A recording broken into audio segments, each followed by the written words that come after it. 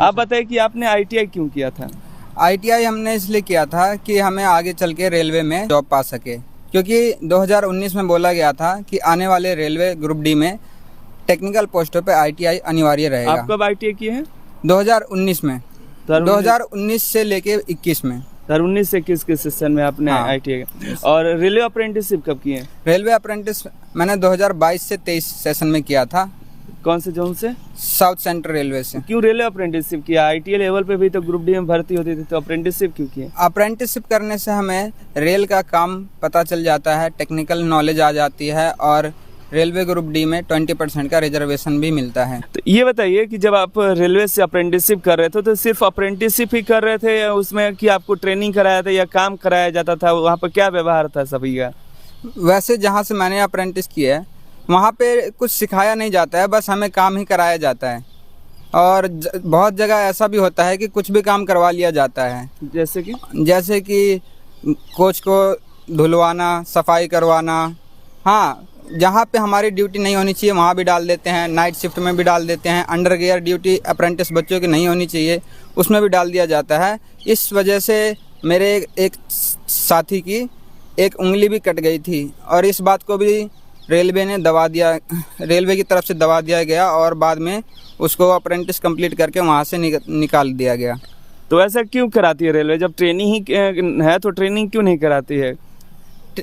Training देने ये एक धांधली है रेलवे की, क्योंकि ट्रेनिंग के नाम पे बहुत बच्चे साल में लाखों बच्चे ट्रेनिंग करते हैं रेलवे से और बाद में इस उम्मीद से ट्रेनिंग करते हैं कि आगे चल के रेलवे में उन्हें जॉब मिल सके।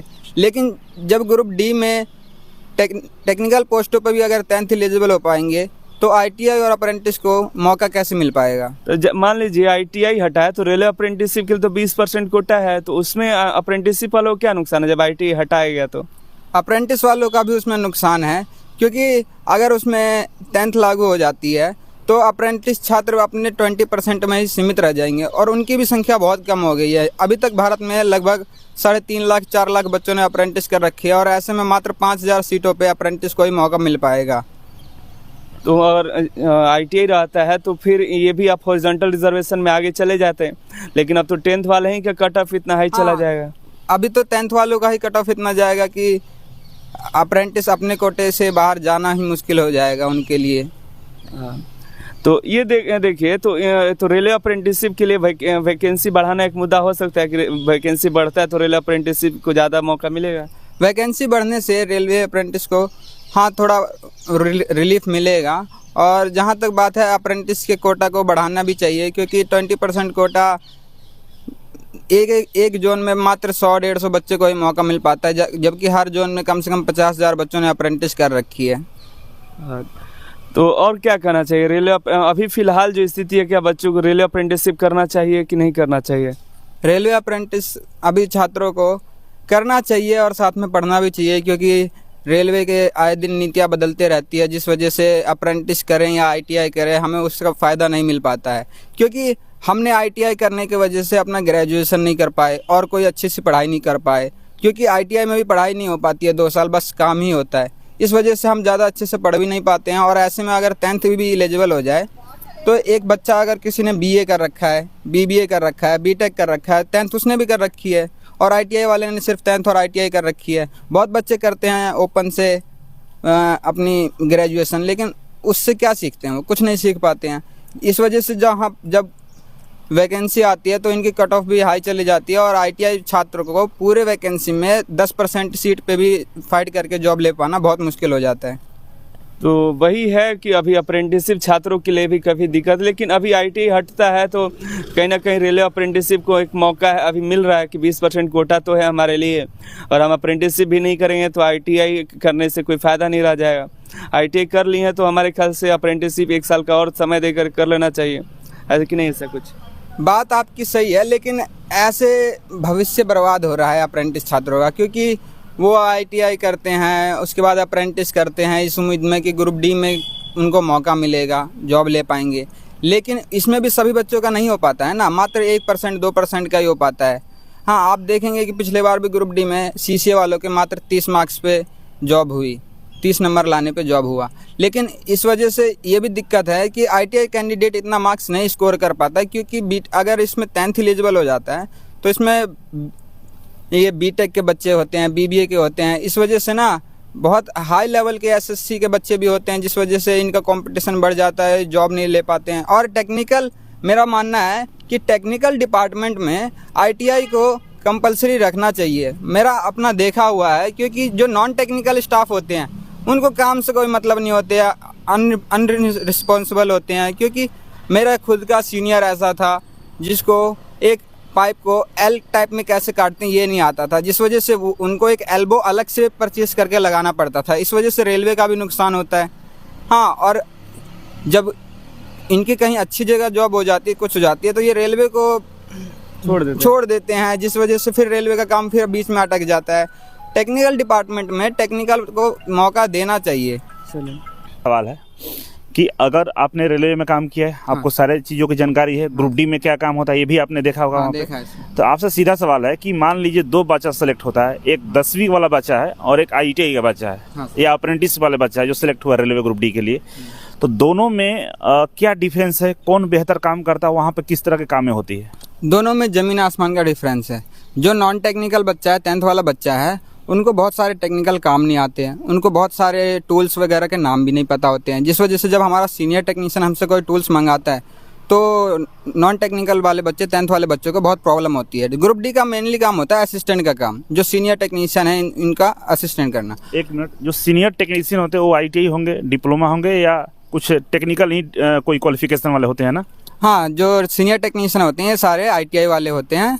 अच्छा, ITI वाले होते हैं जो सीनियर टेक्नीशियन होते हैं। और ग्रुप डी में जो उनका असिस्टेंट होते हैं वो 10th वाला या 10वीं वाला जो पहले से भी आ रहा है, जैसा नियम है? जो पहले हमारे पास नियम था उसमें जब ITI लागू था, जिस वजह से रेलवे में ज़्यादातर तो अभी जितने भी वो ग्रुप डी में हैं वो ITI वाले भी हैं और कुछ नॉन ITI वाले भी हैं। लेकिन नॉन ITI वालों के साथ दिक्कत ये है ना, उनको बहुत सारा चीज़ पता नहीं होता है काम के बारे में, जिस वजह से रेलवे का भी नुकसान होता है।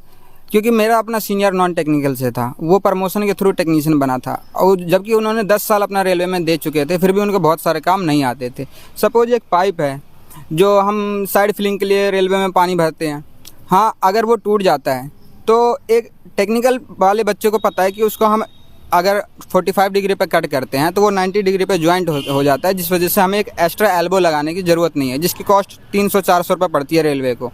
और जो नॉन टेक्निकल का बच्चा है 10th वाला, उसको ये सब की नॉलेज नहीं होती है, जिस वजह से उसको तो रेलवे से इजीली मिल जाता है सामान, वो ला के लगा देता है, लेकिन घाटा इससे रेलवे का होता है।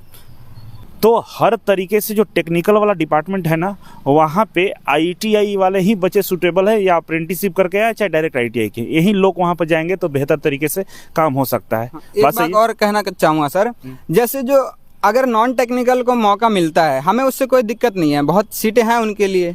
हाँ, जहाँ नॉन टेक्निकल की ज़रूरत है, जहाँ टेक्निकल की वहाँ तो मिलना चाहिए, जहाँ नॉन टेक्निकल है वहाँ उन्हें दे, हमें इससे कोई एतराज़ नहीं अगर उनको वहाँ चांस मिलता है।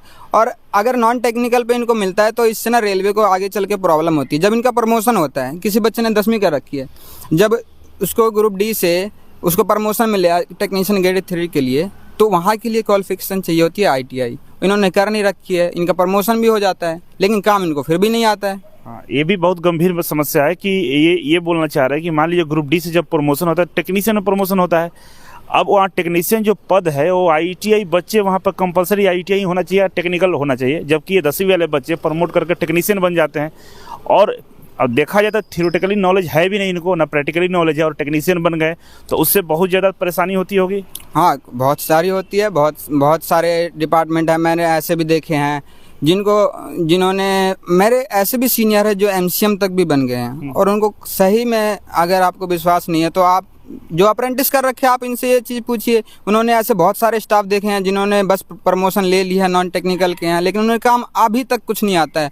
वो प्रमोशन लेते लेते MCM बन जाते हैं, JE बन जाते हैं, लेकिन उनको फिर भी कुछ नहीं आ पाता है। इस वजह से रेलवे का बहुत नुकसान होता है। और आगे चल के आपने अभी एक हादसा सुना होगा, रेलवे में आए दिन हादसा हो जाता है। वो हादसा इस वजह से नहीं होता है कि वहाँ काम मतलब हादसा हो गया, हादसा इस वजह से भी होता है क्योंकि बहुत सारे काम ना नॉन टेक्निकल वालों को आता नहीं है, वो लापरवाही करते हैं, इस वजह से उनकी जान भी चली जाती है। और टेक्निकल वाले को बहुत पहले से आईटीआई में सिखाया जाता है कि सेफ्टी और काम दोनों को देख के चलना है। तो इसमें देखिए अभी जैसे आपके पास काफ़ी सारे रेलवे अप्रेंटिसशिप छात्र हैं, तो क्या वो पढ़ाई पर ध्यान दे पाते हैं? एक साल जब अप्रेंटिसशिप करते हैं तो नहीं, पढ़ाई पे देते हैं, कुछ बच्चे देते हैं, कुछ नहीं भी दे पाते हैं, क्योंकि अप्रेंटिस कंप्लीट करने के बाद वो सब काम करके आए हुए रहते हैं, जिस वजह से उनका पढ़ाई में भी ज़्यादा मन नहीं लगता है। पढ़ना बहुत चाहते हैं लेकिन नहीं भी पढ़ पाते हैं, क्योंकि उम्र हो जाती है अप्रेंटिस करते करते, इनकी शादी हो जाती है, इस वजह से ये सब ज़्यादा पढ़ भी नहीं पाते हैं और इनको इस वजह से बहुत दिक्कतें भी आती है, लेकिन पढ़ना भी बहुत ज़रूरी है। ठीक है। तो देखिए रेलवे अप्रेंटिसशिप छात्रों के साथ भी काफ़ी नाइंसाफ़ी ही हुई है, तो आप सभी देखिए तैयारी भी करते रहिए जो भी रेलवे अप्रेंटिसशिप छात्र हैं, क्योंकि इसमें भी कंपटीशन कोई कम नहीं होने वाला है। लेकिन हम लोग भी लगे हुए हैं, देखिए बहुत जल्द आईटीआई छात्रों के पक्ष में कुछ न कुछ अच्छा सुनने को मिल सकता है। बाकी मिलते हैं अगली वीडियो में। आप सभी का बहुत बहुत धन्यवाद।